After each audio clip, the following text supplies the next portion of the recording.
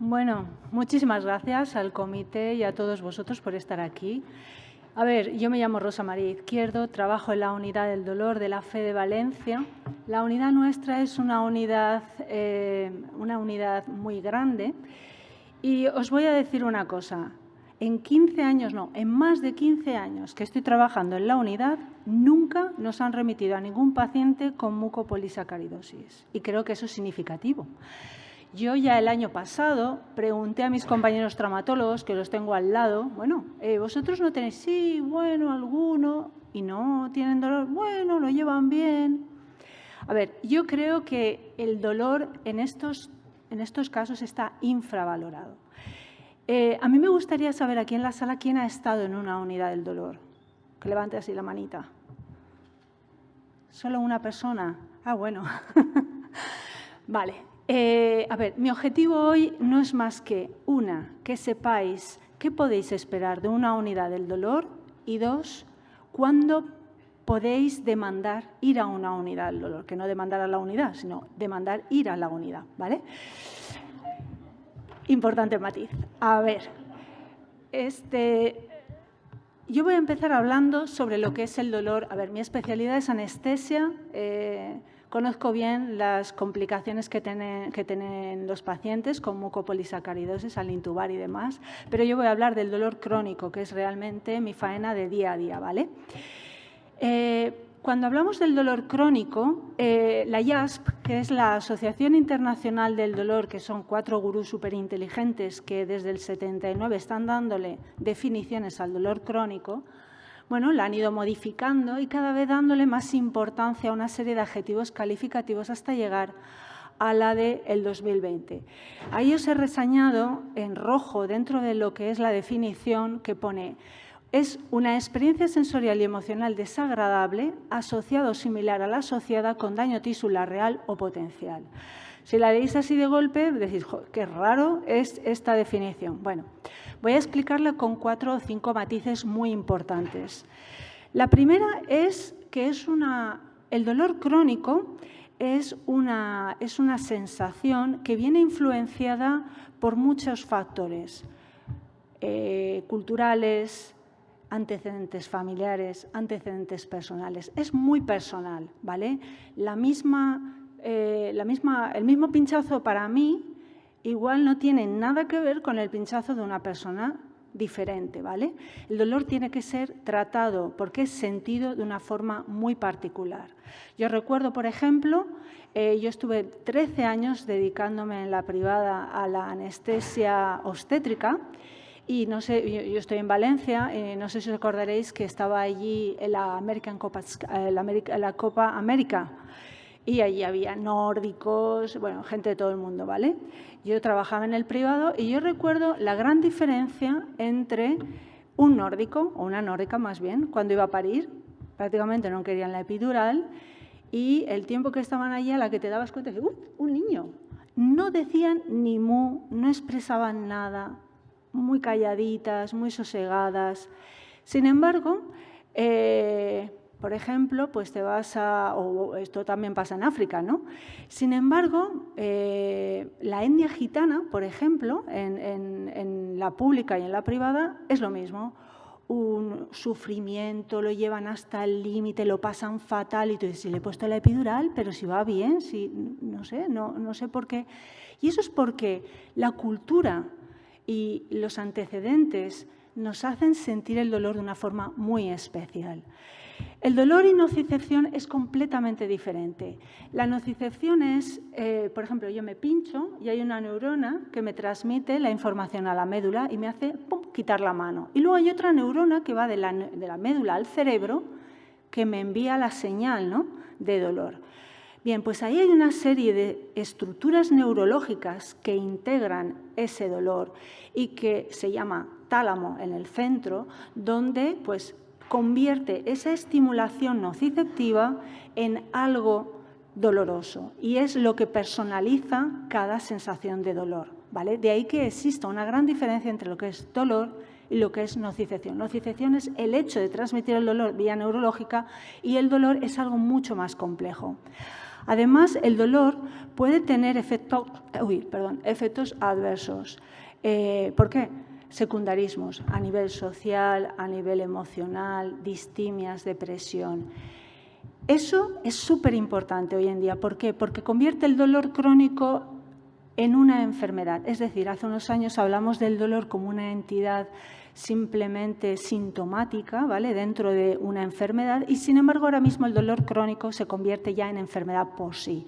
Y eso es muy importante hasta a nivel económico, porque a nivel administrativo existe más interés y más gastos, y más dinero en infraestructuras, en personal, en docencia, en medidas de prevención, etcétera, a nivel sanitario, para prevenir esta enfermedad, ¿de acuerdo? Eso es muy importante. Y luego os voy a contar una curiosidad.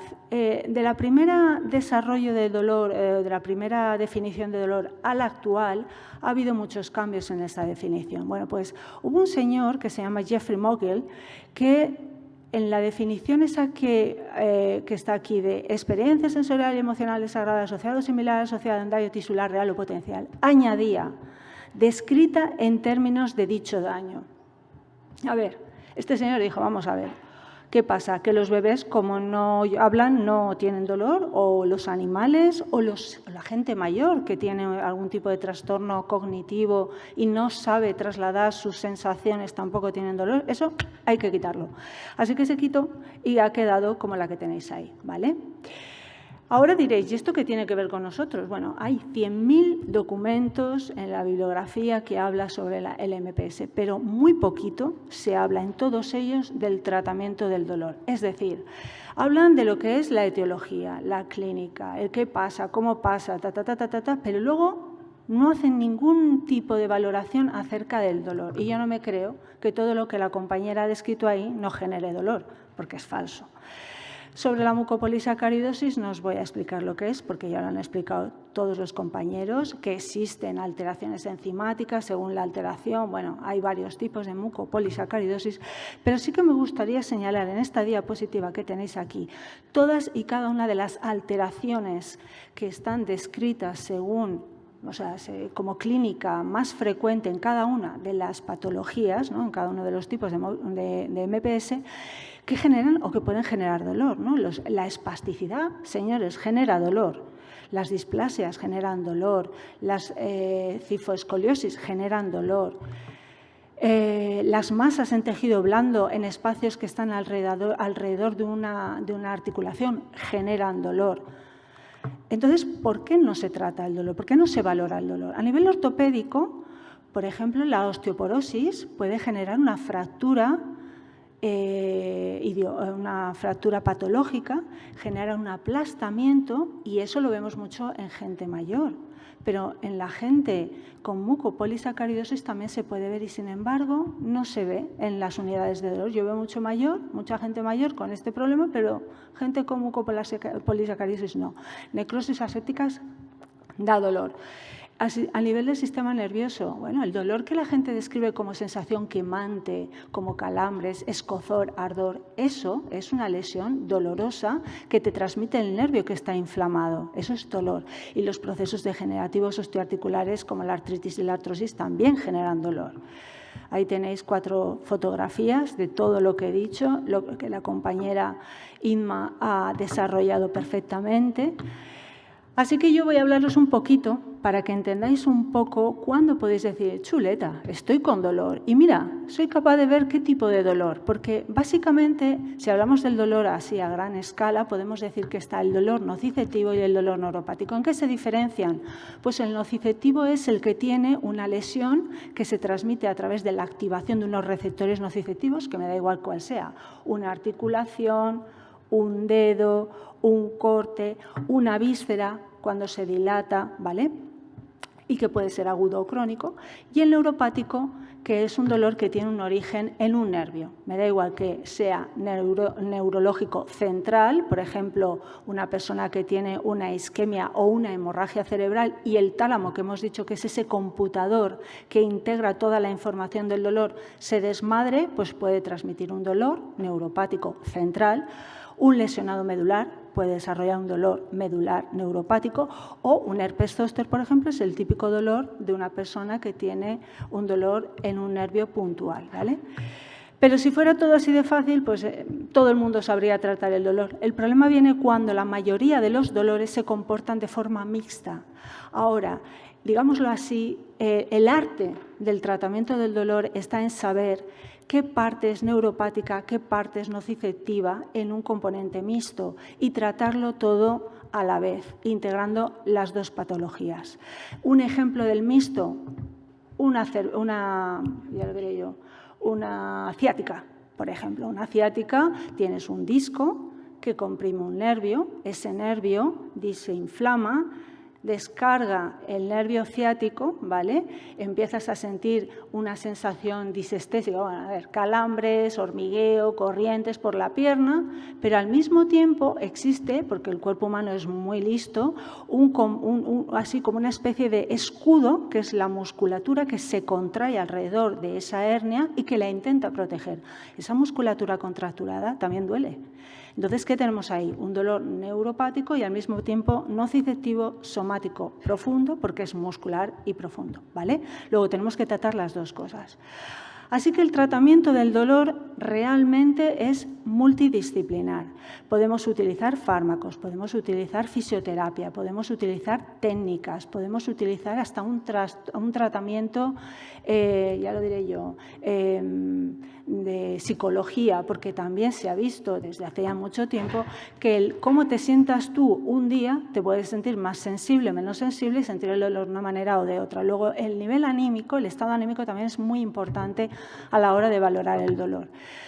Para empezar, hablaré de los fármacos. No voy a esturrear aquí todos los fármacos, pero sí que sepáis que existen en la actualidad 4 niveles.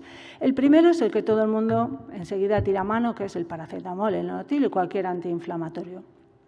El segundo escalón es eso más o menos los tramadoles. Todo el mundo ha oído hablar de la Dolonta, que dicen que no ayuda, pero atonta o algo así. Bueno, pues el tramadol es el segundo escalón. Es un opioide que nosotros llamamos menor. Luego tenemos los opioides fuertes, que luego os enseñaré una diapositiva para que la veáis. Y el cuarto escalón es donde ya entramos las unidades del dolor así más potentes, que son intervencionismos. Por ejemplo, la morfina, cuando uno llega a tomar morfina y nunca hay fin de morfina, o se empieza a poner los parches famosos de morfina que la gente conoce, tú no vas a forrar a la persona en parches, pues entonces lo que haces es, le metes la morfina en un dispositivo en la barriga y a nivel intratecal con un catéter le llega al sistema nervioso central. De esa manera controlas mucho mejor el dolor, ¿vale? Luego están los fármacos coadyuvantes. Los fármacos coadyuvantes son fármacos que nos ayudan al tratamiento del dolor, sobre todo el dolor de origen neurológico, el neuropático que os he dicho, que además tiene un problema y es que tenemos que ser muy agresivos a la hora de tratar este tipo de dolor porque si no es el que más rápidamente se cronifica. Y cuando un dolor se cronifica, tiene más dificultad en tratarse y entramos en un círculo vicioso, ¿vale? A ese círculo vicioso se le llama sensibilización central, porque digámoslo así que nuestro cerebro y ese tálamo y la médula, que están todos ahí metidos en la historia, empiezan a entrar en bucle y llega un momento que dices, si no me está pinchando nada, ¿por qué siento que me pinchan?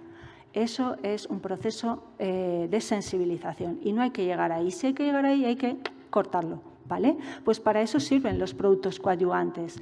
Básicamente se diferencian en 2 tipos. Uno, que son fármacos antidepresivos y otros que son antiepilépticos. A mí me pasa muchas veces que yo los doy y me dicen luego el paciente, yo no me lo he tomado porque yo no soy epiléptico. A ver, señora, tómeselo porque esto es importante tomárselo. Voy a poneros un ejemplo. Todo el mundo sabe lo que es la epilepsia y todo el mundo sabe lo que es una crisis epiléptica. Bueno, de repente se te despierta una célula neurológica y empieza con descargas. Vale. Pues lo mismo es el dolor neuropático. Un síndrome de un trigémino, ¿vale? Es ese dolor que viene por la cara y que puede coger una rama, 2 ramas o tercera rama, la oftálmica, porque hay 3. Bueno, cual sea la rama, pues se da el caso del paciente que tiene ese dolor y que cada vez que mastica, ¡pum!, le sale una descarga. Pues es igual que un cuadro de epilepsia. Entonces, ¿qué es lo que hacemos? Usar un antiepiléptico, obviamente a dosis chiquitinas, ¿vale? Eso es un fármaco coadyuvante. Y luego tenemos los opioides mayores. Ahí os lo he puesto un poco así, con dibujines, para que entendáis la potencia de cada uno de ellos. Tenemos desde la codeína, que es para nosotros aguachirri, hasta el remifentanilo y el fentanilo, que es 100 veces más potente que la morfina, que es lo que usamos los anestesistas en anestesia general para dormir a la gente y que cuando les hagan la incisión en la barriga no salten de la cama, ¿vale? Porque son fármacos muy potentes. Bueno, pues todos estos se dan para el dolor. Bien, ¿qué es lo que os puede ofrecer una unidad del dolor? Yo no voy a deciros todo lo que hacemos en una unidad súper grande porque me parece de género tonto, porque no todas las unidades tienen los mismos servicios, la misma cartera de servicios. Yo tengo la suerte, gran suerte de trabajar en una unidad muy potente y tengo todas las posibilidades, pero yo sé que no todo el mundo tiene esas posibilidades, así que os voy a contar lo que desde una unidad pequeñita se puede hacer en casos como los de la MPS. Las infiltraciones. A ver, se pueden infiltrar 3 fármacos, básicamente. Uno, el corticoide con un poquito de anestésico local, que es antiinflamatorio. Eso todo el mundo lo conoce. El ozono. Nosotros somos muy de ozono. No todas las unidades tienen ozono. Y diréis, ¿el ozono qué hace? Porque todo el mundo ha oído hablar del ozono, sobre todo ahora en época de COVID, ¿verdad? Bien, pues el ozono medicinal, que es una mezcla de oxígeno y ozono, lo que hace es varias cosas. La primera es un potente antiinflamatorio. ¿Por qué? Porque la cascada en la inflamación es como esos juegos donde hay un dominó que va una ficha, otra ficha, otra ficha, otra ficha. Bueno, pues esa cascada la corta. Así que al cortarla no va adelante la inflamación. Por otro lado, el ozono es muy oxidativo. Tan oxidativo que lo que hace es generar una respuesta antiinflamatoria natural por parte del cuerpo humano, de manera que por eso el ozono tarda como un mes en hacer efecto, desde el momento que tú lo metes, sea donde lo pongas, articulación, músculo, disco, en fin, nosotros lo metemos en todos sitios. Luego, además, es un producto que libera óxido nítrico. ¿Y el óxido nítrico qué es lo que hace? Vasodilata las arterias y las venas. Y entonces, ¿qué es lo que hace? Favorece el riego. Y muchas veces nosotros en un compromiso muscular por una contractura se vuelve tan espástico el músculo que estrangula los vasitos que van por el centro. Entonces, no solamente conseguimos desinflamar, sino también que ese riego mejore y esos puntitos de microisquemia se reducen. Y luego tenemos la toxina botulínica. Antiguamente no, es verdad que existe la tipo A y la tipo B. La tipo B la usábamos antes, pero ahora ya no, porque genera muchos problemas. Pero la tipo A es muy interesante porque no la usamos a modo estética, ¿vale?, para quitar arrugas, pero sí que la usamos como descontracturante. Pero además nos hemos dado cuenta que es analgésico per se. Nosotros tenemos un estudio donde metemos toxina botulínica dentro de la articulación de la rodilla, ahí en el músculo, dentro de la articulación en sí, y sin embargo es analgésica. ¿Por qué? Porque disminuye las sustancias que transmiten el dolor, ¿de acuerdo? Como la acetilcolina, la sustancia P y demás. Bueno, y esto también tenemos cirugía regenerativa. El ácido hialurónico, todo el mundo ha oído hablar de él, también para estética, pues no, aquí para las articulaciones. Todo el mundo ha oído hablar del PRP. El PRP es que te sacan sangre, la centrifugan y sacan el plasma y un poquito de las plaquetas, que son realmente lo que nos interesa, porque hay factores de crecimiento dentro de esas plaquetas que metidas dentro de una articulación ayudan a regenerar esa articulación. Y ya la bomba es lo que veis ahí abajo, esto de aquí abajo, que es la liberación de sustancias mesenquimales o stem cells o células madre, ¿no?, que las extraes de la médula ósea. Nosotros la cogemos la tibia o la cresta. Antiguamente la sacábamos de la grasa, pero realmente nos convertíamos también en plásticos y era un rollo. Y como la señora a veces venía muy bien del dolor, pero te decía, oiga, que me ha quitado un trozo más de barriga que otro. Entonces, claro, al final lo quitamos. Y entonces ahora lo que hacemos es quitarlo de la médula ósea. Todo esto es técnicas muy poquito agresivas que se hacen en la consulta y que pueden ayudar muchísimo en casos de artrosis y de artritis. ¿Dónde infiltramos esto? Pues ahí lo veis.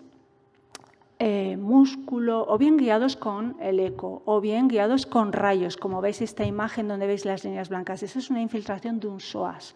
Cuando hay una cifoescoliosis, pensar que la columna se va retorciendo como si fuera una columna gótica. Entonces, los músculos que van alrededor también se van retorciendo. Entonces, bueno, el psoas es un músculo que protege esa zona y que sufre con ese giro, ¿no? Bueno, pues se vuelve inflamado y sobre todo espástico. Bueno, pues ahí podemos infiltrarle esas rayitas blancas, es el ozono, que lo ponemos ahí como antiinflamatorio y al mismo tiempo nos sirve para saber que estamos en el psoas, porque podemos estar más adentro, más afuera. Bueno, pues ahí con referencias anatómicas y el rayo conseguimos saber que estamos asociando el ozono y además le podemos poner toxina botulínica para relajarlo. Lo que veis a vuestra derecha es la infiltración de toxina botulínica en un cuadro de migrañas, ¿vale? La cefalea tensional o las migrañas tensionales, pues podemos también poner toxina botulínica. Y aquí tenemos el PRP infiltrado en un maleolo o en la misma rodilla. Todo esto tiene efectos muy positivos y lo mejor de todo, porque yo no soy pastillera, es que con este tipo de técnicas logras, no diré igual reducir a cero pelotero la medicación, pero sí bastante la medicación. La medicación que se usa para el dolor da muchos secundarismos, ¿no? Entonces yo creo que son técnicas muy poquito agresivas y que os pueden ayudar. Esta es una técnica que es la que ha comentado, esta es la solución, por ejemplo, para lo que ha comentado Inma, de estenosis de canal, que se ven poco, pero existen. La estenosis de canal no es más que un proceso degenerativo de toda la columna, ¿no? Entonces, digámoslo así, para que lo entendáis, el centro de la columna, la fase lumbar y sacra, se va estrechando, estrechando, estrechando por la propia artrosis y los nervios que van hacia las piernecillas, pues se estrechan y se inflaman. ¿Qué es lo que hacemos ahí? Infiltrar. Mirad, la fotografía grande, esta que tenéis en vertical, en esa fotografía veis cómo el contraste entra muy bien por el lado derecho, sin embargo en el lado izquierdo no entra. ¿Por qué? Porque la estenosis ha logrado cerrar casi por completo los agujeritos por donde pasan los nervios, eso es sacro. Entonces, claro, obviamente eso duele. Pues ¿qué es lo que hacemos ahí? Con una agujita muy finita, metemos medicación. Nosotros aprovechamos y metemos también el ozono, porque además tiene un efecto físico y expande. Obviamente expande poco tiempo, pero sí su efecto antiinflamatorio es mucho más largo que un corticoide. Este es el ozono también, que lo metemos en el espacio epidural. ¿Ves la rayita blanca en la médula, en la zona detrás de la médula, y las dos líneas negras donde se ve en negativo? Eso es una foto en negativo que se ve mejor. Y en el disco, en las hernias discales también, cuando existe un proceso degenerativo y se va aplastando las vértebras, pues metemos ozono y conseguimos reducir no solo la deshidratación de ese disco, sino también el compromiso inflamatorio que eso genera. Y otra técnica muy sencillita que tiene cualquier unidad y que os puede aportar muy buenos resultados para el dolor en procesos osteoarticulares y del aparato locomotor en caso de la MPS es la radiofrecuencia. La radiofrecuencia no es más que una aguja que en la parte distal es térmica. Se puede poner a 80 grados o se puede poner a 42 grados. ¿De qué depende? Del nervio que queramos coger. Si es un nervio sensitivo única y exclusivamente, pues ese nervio sensitivo nos da igual, no matamos ni destruimos nervios, dormimos. Pero uno sensitivo lo podemos poner a 80 grados y así lo dormimos más tiempo, sin tener ningún otro tipo de compromiso. Eso lo podemos hacer, por ejemplo, la fotografía que tenéis ahí de la rodilla en los geniculados, cuando tú estás infiltrando y ves que la duración y la eficacia es cortita, pues acudes a este tipo de técnica, donde ya lo que haces es dormir nervios que transmiten el dolor a nivel local o una raíz. Ese aplastamiento y degeneración de lo que os hablaba antes muchas veces no es suficiente metiendo un medicamento por la rabadilla y por el espacio epidural. Entonces lo que hacemos es ir al nervio y lo dormimos. Ahí ponemos el nervio a 40 grados. ¿Por qué?